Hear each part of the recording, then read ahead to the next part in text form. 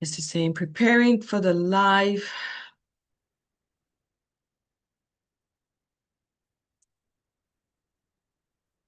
So I am here on live. It's the same, preparing. Yep. So I am live on YouTube, Coffee Talk with Kristel. Where's the coffee, Kristel? It's right here. Oof. Position.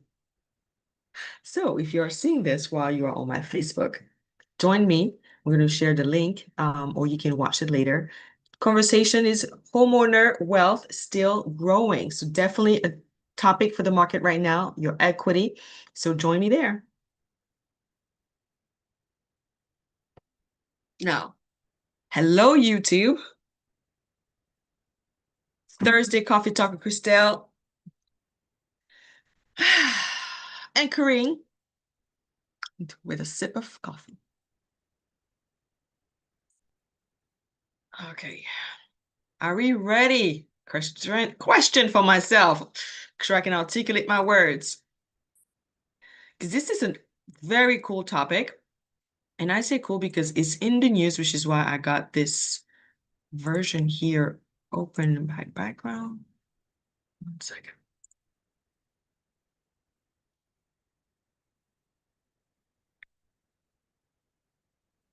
Okay, Irene, we are live on the YouTube, right? Awesome. So here's what most headlines are missing right now. Even though some markets are softening, housing wealth across the country is still at records, high or low? Highs. In fact, the average homeowner has gained over $150,000 in equity over the last 5 years. So the real question isn't, is the market crashing? The real question is, what does this level of equity allow you to prepare for next? And that's what I want to talk about with you today. So I'm going to share the NAR article, and I'm going to read some of the sections. There we go. Make sure it pops up. Awesome. Yeah. So this is an article that came out yesterday. Most metros still posting record high housing wealth. So what does that mean? One quick second. I'm going to get to the section I want to talk about. Most metro markets continue to see record high. Make sure you're seeing it. Yes. Record high housing wealth. A typical US homeowner has accumulated about $147,000 in housing wealth over the past 5 years alone. So, what does this mean? This doesn't mean every market is booming, because again, this is a national. It means most homeowners are sitting on more leverage than they realize. The next one that I want to share is about 25% of markets saw price declines, concentrating mainly in Florida and Texas. Let me share that section. I am having fun with the clickings that I do. Give me one moment. Okay.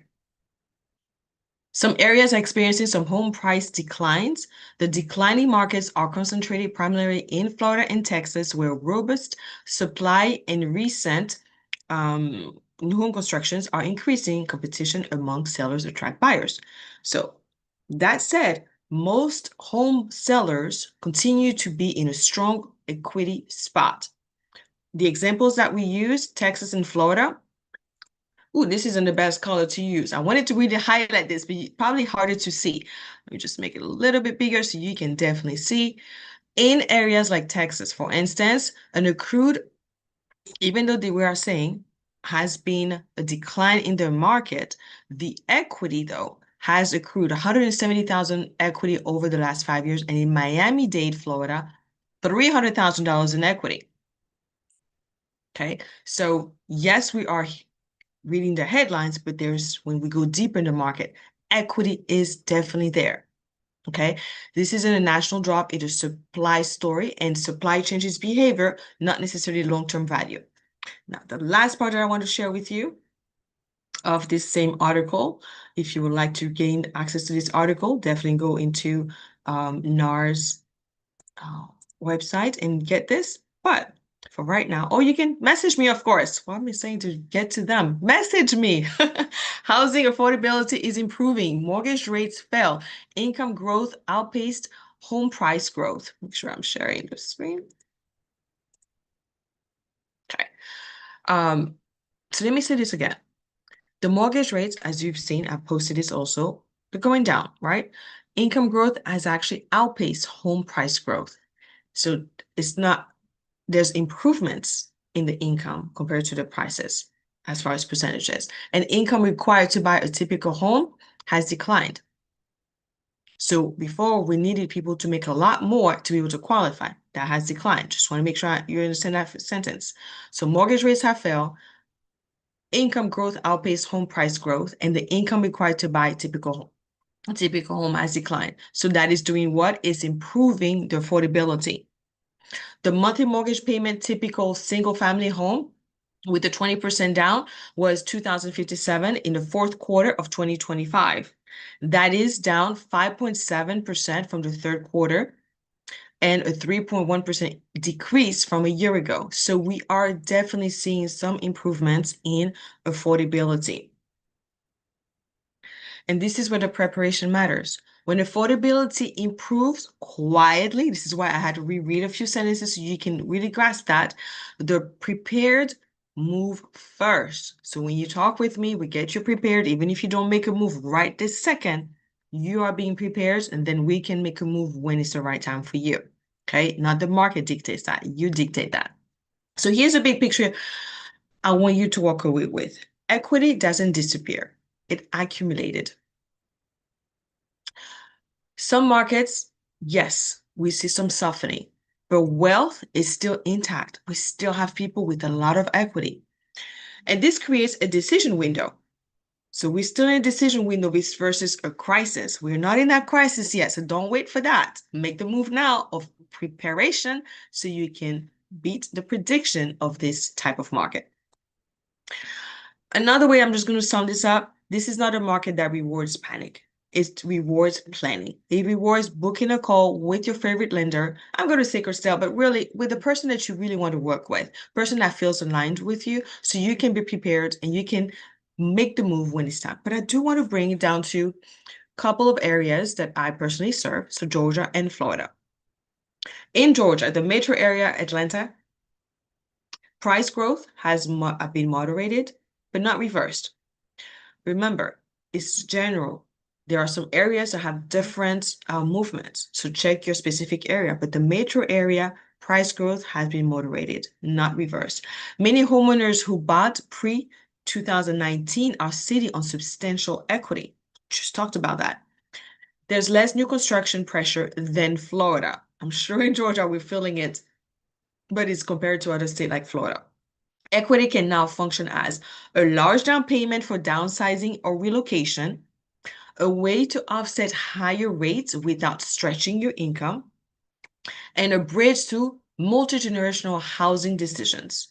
So, in Georgia, equity is less about timing the sale and more about designing the next move without changing lifestyle budgets.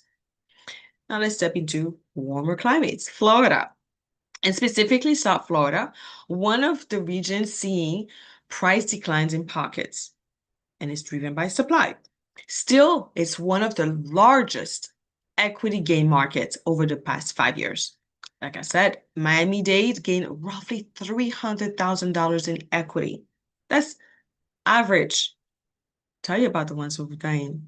I have one that we actually closed in 2019. I think she gained about $1 million in equity. Yes. Sellers may face more competition, but equity cushions decisions. So your equity is key. In Florida, the conversation isn't, did I miss the top? Conversation is more, how do I use the equity I already gained wisely in a more competitive environment? So this is where real guidance, real talk matters. Preparation right now looks like understanding your real equity position, not just estimate. Now, you do have access by connecting with me or home report to get an idea of where your home, your zip code, what the movements are, what it could be worth, but that is not the actual value. That's not how you're going to really know how much equity you have. It's just a place to start. So if you need that access, let me know. I can give you a home report for free each month. It's also knowing whether your equity is meant for simplicity, income, or flexibility. Deciding before pressure forces the decision on you. I'm going to share some more stories that some of them are cool and some of them like, oh, we're in a pressure cooker right now.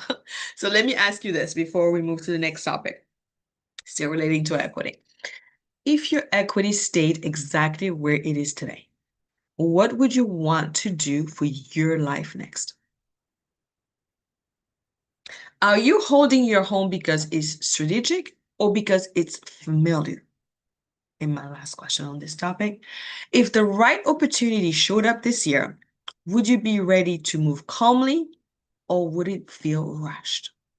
Those answers matter more than actual market predictions. It's good to know the news, but it's answering those questions based on your scenario.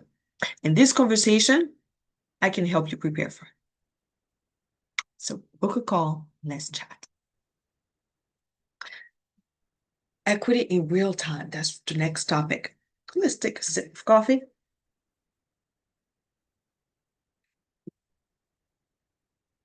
I think I'm going to keep this background. Okay.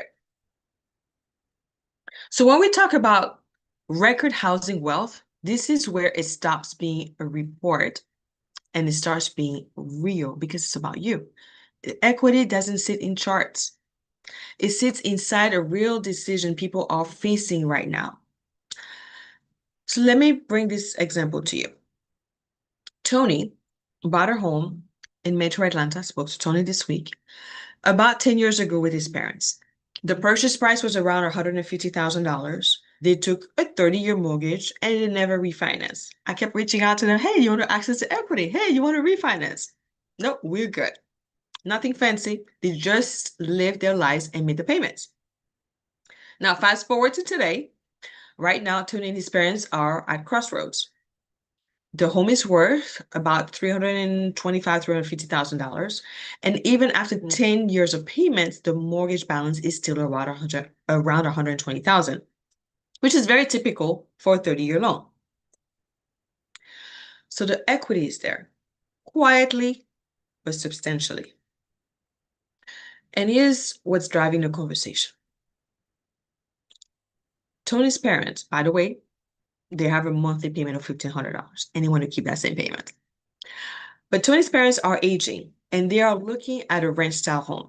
Fewer stairs, less upkeep, and more ease. But their income is also not increasing. They're retired. And Tony's income is the one that they're going to rely most on. So they're thinking about the path of, they're already retired, but that path of not growing income. So what do? So now they're looking at what choices do we have? So they can keep their home and turn it into a rental because they have a low interest rate, less than 4%. They can access the equity through a line of credit, which would mean another payment and more complexity for them. But they will have the money from that equity to purchase the next home. And for some people, that's the right move. But for them, it doesn't feel aligned. They actually want simple, so they sell the home. After paying off the loan, they will walk away with around $200,000. Now, I'm not a financial advisor to say you should place that money somewhere else to earn something. Each person's goal is different. That's where it's being aligned with your goal and not just the hype of what you should do with your money. Now, I'm not making a financial advisor claim here, only what is aligned for them. And they haven't actually made that decision, just laying out what the conversation is about. So that equity, they want to go ahead and potentially more leaning towards equity becomes a down payment on the next home. The meaning for you guys is that if they're using the equity, will they actually be upgrading their lifestyle? Will they be making changes and going up in price? So what they're actually going to do, which is what the conversation was, is I want to keep my payment at $1,500. So we're going to reverse engineering this. If I keep my payment at $1,500, but my taxes and the interest are not going to be based on this house that's probably worth more because prices are still higher. Let's reverse this. We did an escrow calculation. What do we need to look at? What type of loan we need? So based on the loan and the $200,000, they'll be able to buy a home that's very similar to what their house that they have is worth, but they're not stepping into a home that fits their lifestyle. It creates stability when life is asking for ease because they don't want the steps, right? They want a different type of home. And they also want to keep their payment at $1,500 or less. So let me ask you something to reflect on. If your income stayed exactly where it is today, what would you want your housing payment to feel like? Are you staying where you are because it's the best strategy or because it's familiar? If the down payment was already handled, what decision would you suddenly help you feel lighter? So those are conversations that equity allows you to do. You now have options. Let me just tell you again, those were first-time buyers over 10 years ago. Put a 3.5% down, maybe 5%. Now they are sitting on equity that they can make a decision to purchase a home that fits their new lifestyle because we're always in change and transition, and put a larger down payment, 20%, 10%, whatever that is. But their goal is a payment. And then we reverse engineering to what that translates into this more monthly payment. I'm sorry, sales price. Okay. That's the kind of conversations I have with you. So if you're interested in having this kind of conversation, definitely book a call. Love to connect with you.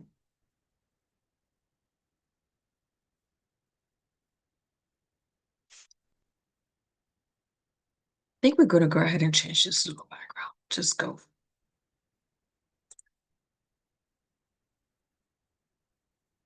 Taking a break so you can sit down for the next story I'm about to share with you. Okay. And this is actually a little bit harder conversation that I've had. And this actually happened also this week. And this is not because they did something wrong and because maybe they waited, or you can look at it in different ways. But this is a real life situation. And this is when life doesn't always give you a notice of a change. So I'm working with a couple right now who also purchased with me. Don't recall exactly how long ago it was, but bottom line, they are also sitting on over $130,000 in equity. On paper, they're actually not in bad shape. The wife works for a large corporation and her income is stable. She's been there for since the time actually I know that she financed the property, and it's about $4,500 a month. Okay. Qualifying nowadays for this current price point that we have of average of $350,000, $400,000, that's very difficult to qualify for with a $4,500 income. But her husband was earning a lot more before. Being self-employed, believe it was actually more of a 1099, so contract jobs have changed, the market changes. But basically his income has actually decreased. So nothing really dramatic, they can still survive, but life is happening. So we had a conversation about this, like I said, this week, and the options are on the table is using equity to improve the cash flow. Okay, so we can take the equity in the home, go ahead and pay off some of the debt and improve the cash flow so they can leave more of her income versus the household combined income. They can make a move while income and the credit are still strong, if that were the case, but that's not. And they create a large down payment to protect their next payment. So that's when everything was happening, when they had those choices, there was no pressure. But then income continued to drop and debt started to slip, meaning we're going to make sure we're making a mortgage payment, but some of the other debts kind of harder to maintain. And that takes a toll on your emotion, that takes a toll on the relationship, that takes a toll on everything, right? So the credit actually took a hit. Not because they had bad intentions or they're bad people or because they are irresponsible, is the income that he has is going down. And probably at times there was month with not receiving that income. But what I'm really driving to here is that we had a time that we can kind of sniffing that there is a situation that's happening because the market is giving us an indication that his income may be decreasing. But we wanted to stay stable, didn't want to make a move. And now it's like, what do we do, Kristel? So here's the part that people don't realize until it's too late. The equity works best when there's no pressure or before that pressure. Because if the income is disappearing, I don't know how much really they can qualify. We can pay off some debts. We can go into detail with that. But if the credit is impacted, that becomes very challenging. Once credit is impacted and income has already declined, that narrows our ability to actually qualify. At that point, what do we have left to do? Kind of push through, pray for the best, or sell, repair the situation with the credit, or maybe qualify with the lower credit but have worse terms, and then reset.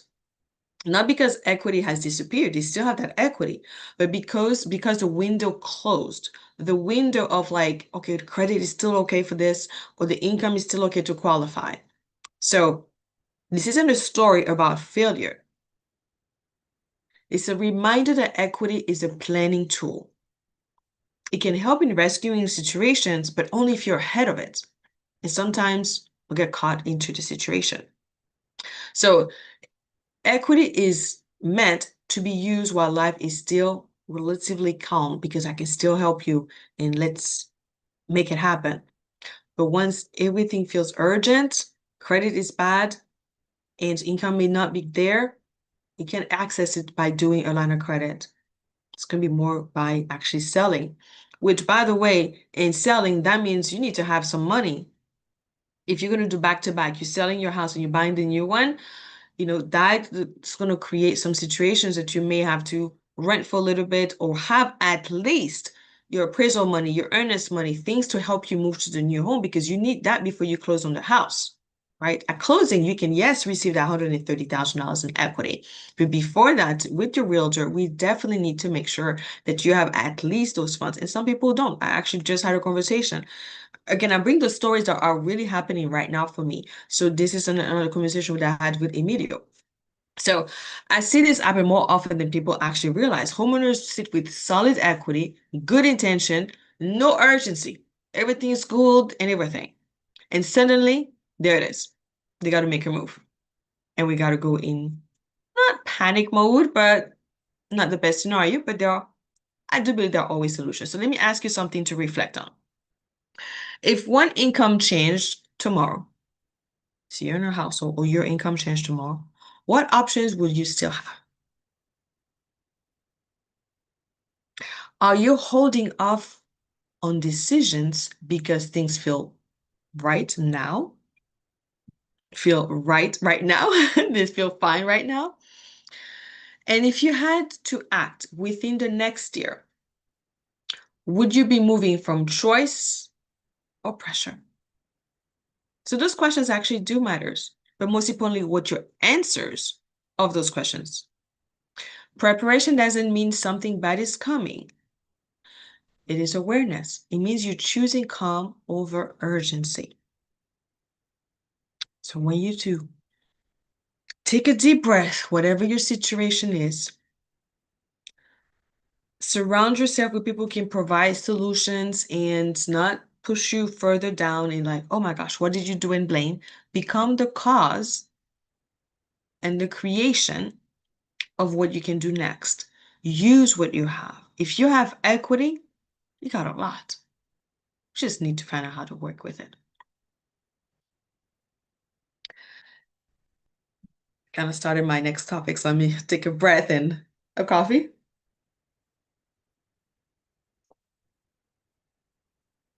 Equity is amazing, right?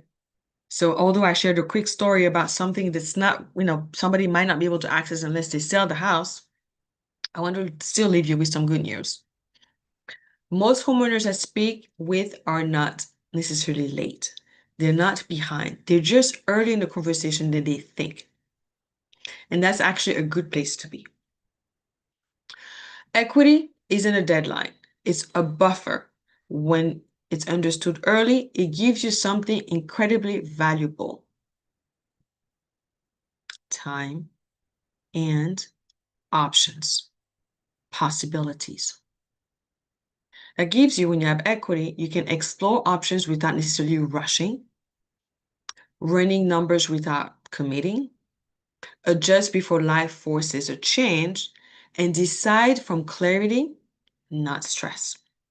That's a very different energy than when I have to do something now. Okay. So if you're listening to this and thinking, nothing urgent is happening in my life right now, that's actually the ideal moment to have the conversation. Preparation doesn't mean you're expecting the worst. It means you are respecting the life you've built. Equity is simply one of the ways that past decisions are supporting your future self.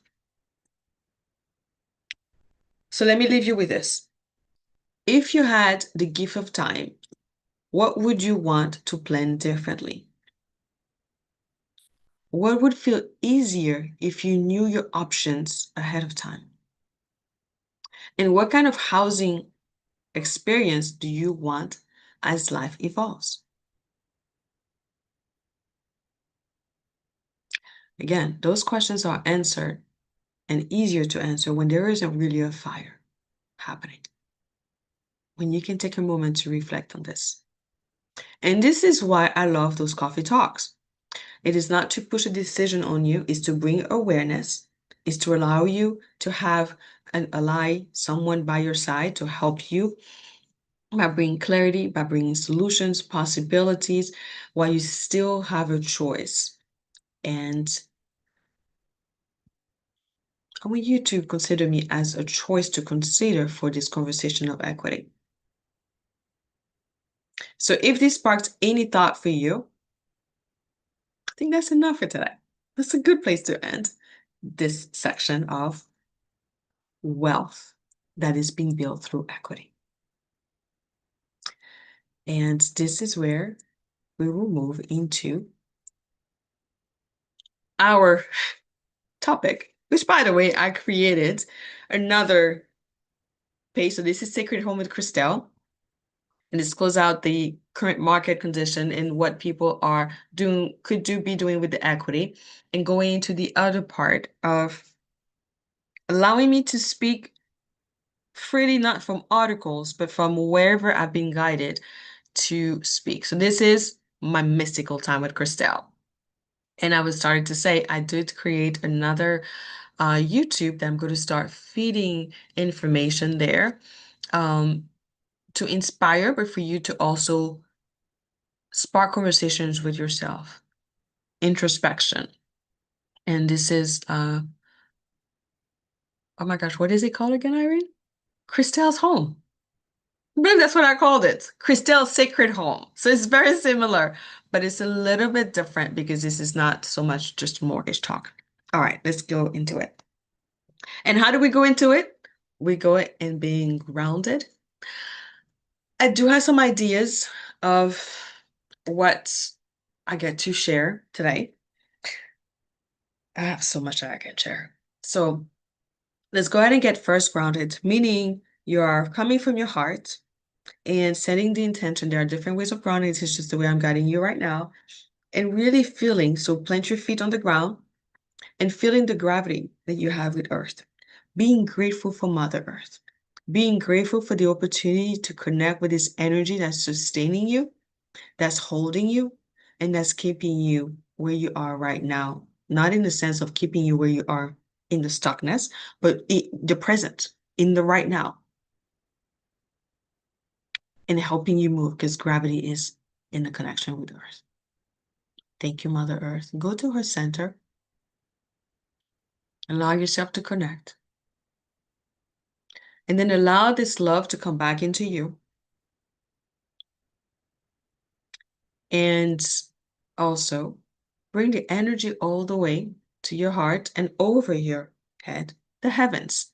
I lived in Mount Shasta for 10 months, and I love the mantra there.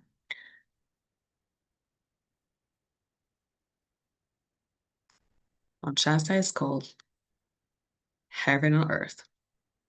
And it's really because of the consciousness there, the high vibration, the energy, the intentions that people have when they live majority in Mount Shasta and the sacredness of its mountain. It's actually called or referred to as the root chakra of the earth, which is our first energy point that most people know about the seven, and there are definitely a lot more than those, but that root chakra, that red ruby color, which anchors us into earth. Okay. Now, I am going to imagine and suspect that you are now grounded in this conversation as I grounded myself in the conversation. And I'll ask,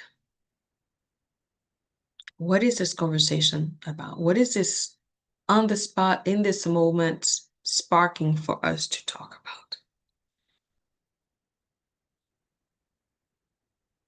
I'm honestly trying to remember what I said I was going to say, and I'm releasing that and only allowing the present of what needs to be,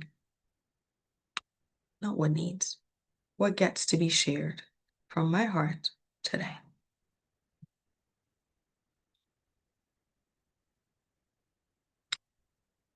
So first, I want to express how I have lived through meditation, quieting my mind, and how that has brought peace.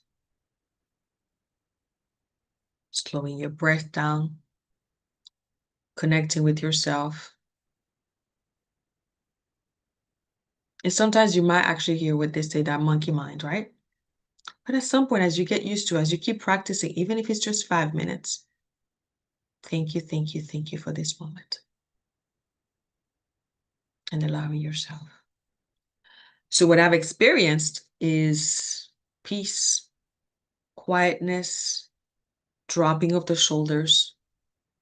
And I equate meditation to a place of serenity and a place of calmness. But today, I also want to talk about a place that I'm inviting you to ignite, which is the place of joy. And why do I want to bring the place of joy, the place of excitement? Because there is so much happening around us. That could be the country, that could be globally, that could be at home with a family member who's sick, with ourselves being sick. And I gave an analogy this week to someone in a coaching call. I did not invent that. It was given to me. I heard it. Be like a giraffe, right? Where that giraffe has a long neck. So everything is happening around us. But with that giraffe and the long neck, it's like you're looking not from a place of ego. I'm looking over you guys and you're going through your chaos. No. A place of understanding, or calmness, of acceptance. Acceptance, not in a place of like, oh, well, everything is happening. I'm just accepting. Accepting that all that is happening for some as a mirror of like, you need to reflect on how this is making you feel. I've had to do that with the president. You got to look at what's happening right now with how this person makes you feel. You got to look at, this is triggering you. And as you address them versus like it's on them, but it's more of like, what does this mean for me and in my life? What do I get to heal from that? What is the wound at the core? What is this awakening in me, like that trigger? And send love and light to it. Ask it to be transmuted to the light. Asking God to go ahead and show you how to heal this, right? Whatever your conversation is with spirit, with God, with the best conversation with wisdom, with love. We're just going to bring it to wisdom and love. Not your wisdom, the infinite wisdom, right? So as you're a giraffe and you are looking over everything that's happening, this is really doing something to my spirit. It's really doing something to my body. It's really doing something to my mind. But why? There could be a source to it. You're not wrong. You're not, something is wrong with you. It's an opportunity to bring love to it, to bring wisdom to that part. And as you heal yourself, as you bring light to that part that feels a block, it feels like an uncomfortableness, you are also an agent of others who can release that now. Because as we heal ourselves, it has a ripple effect. So you're not doing that just for yourself. It's definitely primary here. And then there's the ripple effect. So the more of us, instead of like, I just hate everything that's happening, it's like, what is this really that's happening that's triggering me? Because then I can go ahead and work on dismantling that. Bring love to dismantle that. Because where energy goes, what goes? What your focus goes, where's your answer? I pause. I'm like, wait, Kristel, it's reversed. Bring your head back. Wherever your focus goes, that's where the energy goes. If you hate your situation, more of that goes. But you said, but Kristel, it's difficult. It's happening right in front of us. Remember last week? If you don't, pause. What a gift. And you may not be smiling while you're saying pause and what a gift, but pause longer and what a gift. And ask yourself, actually, don't even ask yourself. Pause and what a gift. And see what image comes up. You don't even have to ask. It would just show you. Huh, didn't think of that. And then another image. And it keeps on spiraling to the point of where it was the actual origination point of that feeling. You take that thread with love. Thank you for coming through. Come out. All right, so if it's your body, come out wherever you may feel it. And we're going to take that and ask to be healed. Now, this is definitely a conversation of people who believe energy heals and energy, and God and all. But even if you don't, I'm going to take a stab at that. We'll see what happens. You have an opportunity to bring forth whatever is aching and talk to it. You don't even have to talk to God and to talk to it because your energy is connected to God. But let's not even say that for you. You don't have any connection to it because you don't believe that. Instead of actually speaking negatively to it, you actually speak love to it, just the wisdom of love. That energy, okay, let's not even say energy, that element, that pain dissolves. I invite spirit, I invite God, I invite the highest and greatest infinite intelligence because it helps even further than just me doing it. So why do I say that? We are the giraffe. We are looking at what's happening, not with a vision of what's wrong with them. Why is this happening? With that face, that energy of like, it's on them, it's not me. And then once you actually allow yourself, because my intention, which is really where I'm coming to, is we do the meditation, then we see that everything's happening and it's like creating discord in us. But we don't want to remain in that. We actually I invite you to consider, no matter what happens, how do I remain in the energy of joy? And that might be a big gap between what we're seeing to how do you want me to experience joy with everything that's happening, Kristel? That would be me like being a coward towards others. Like they're going through all this.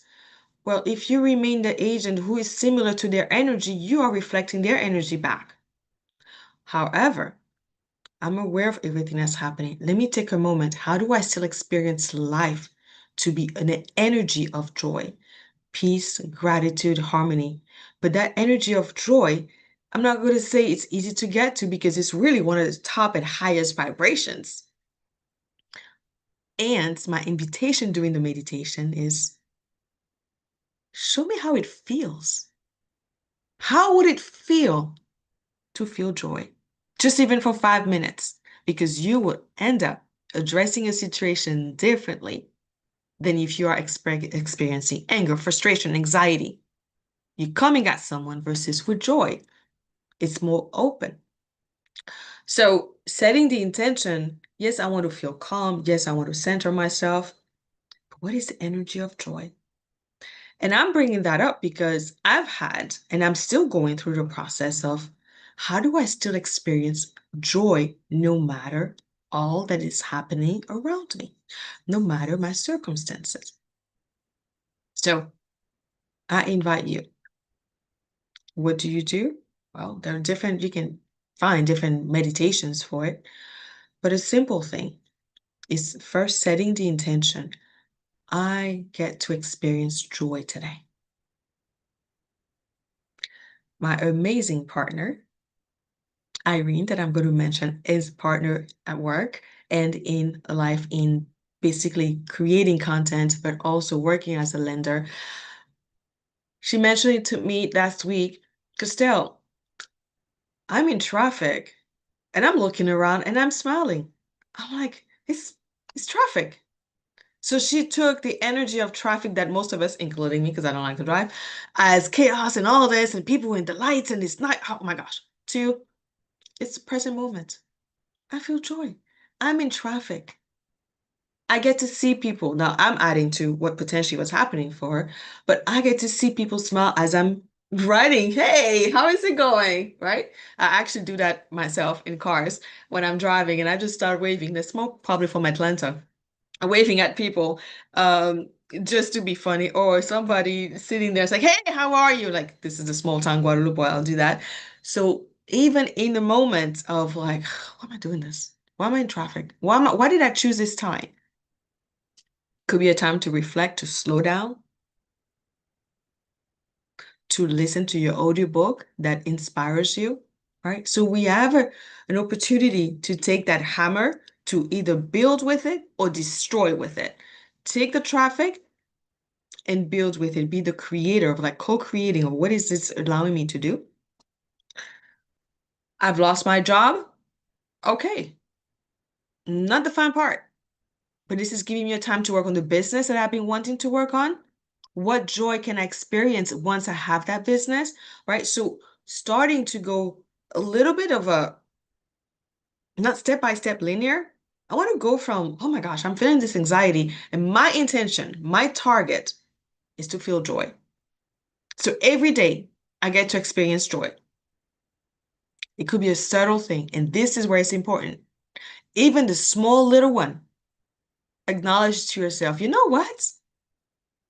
I experienced joy by just having a nice walk today because I gave myself the space, the time to experience joy. I didn't wait for my circumstances around me to change and experience joy. Got to be that agent. I got to be that vessel of joy. But it may be foreign to you. Honestly, love and happiness and all those, besides movies, I'm not going to say I had a bad childhood. I had a great, amazing childhood with a lot of things that I had access to. But how I wanted to experience happiness, and there's a lot that I hear my brother's voice behind me. Kristel, state of happiness in Buddhism, what it means and what it doesn't mean, we're not going to go into detail. It's really the energy of feeling a way that feels the best for you. And for me, it's joy. For you, it could be laughter. It could be not just peace, right? Just feeling the peace. But I'm bringing the word joy because joy is one of the highest frequency. You might want to just experience peace because this is the next step that feels the best for you. But this is an invitation of not necessarily I'm going to go from here to there, just setting an intention. The bridge is building itself so you can get to that, so you can experience what joy feels like. Um, I didn't quite prepare to show this, but we're to do something that's a little bit of an energy on this. So I want you to imagine that you have your field around you. You have your body, and there's your field. Call it the auric field. But there are, I'm not going to go into details of words, but I want you to imagine and also, so in your mind, but also with your hand, you're doing a figure eight. It's kind of harder to do when I'm talking. Okay, so you do a figure eight from one side of your body to maybe your other hip. So from my right side of my head to my left hip. And just imagine for now, you're doing a figure eight in front of your body. I am bringing joy to my field.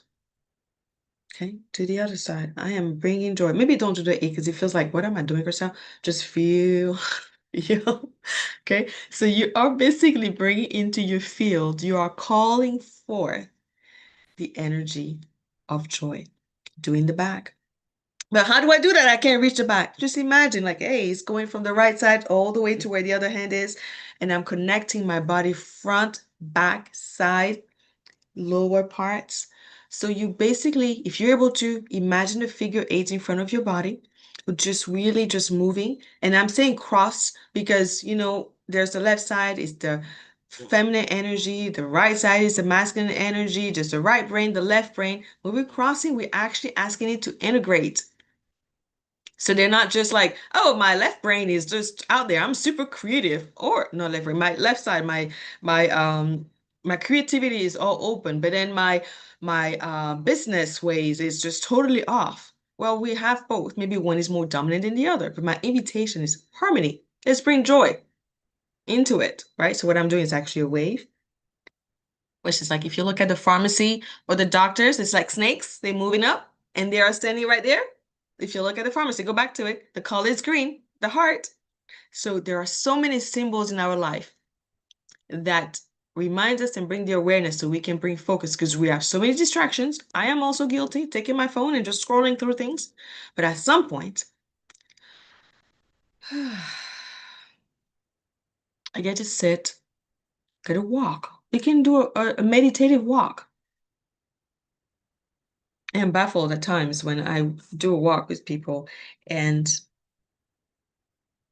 they don't really see so many things that they've been seeing because we are so programmed. And I'm not going to say just others. I have the awareness that we do that as human beings.